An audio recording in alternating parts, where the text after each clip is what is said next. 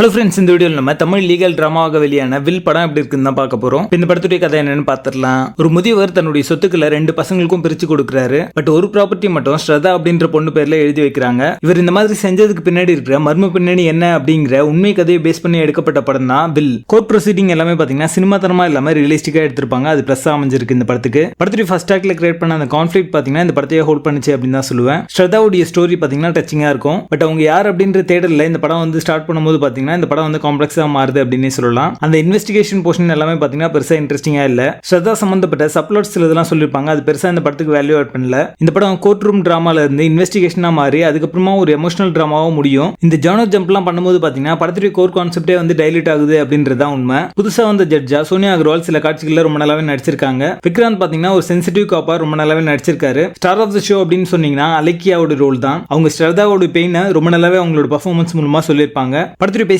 ஆவரேஜா இருக்கும். மொத்தத்துல இது ஒரு பில் ஆவரேஜ் மூவியா வந்திருக்கு. படத்துல அடர்கான இல்ல. இந்த படத்தை நீங்க ஃபேமிலியோட பார்க்கலாம். வில் படத்துக்கு எங்களோட ரேட்டிங் 4/10.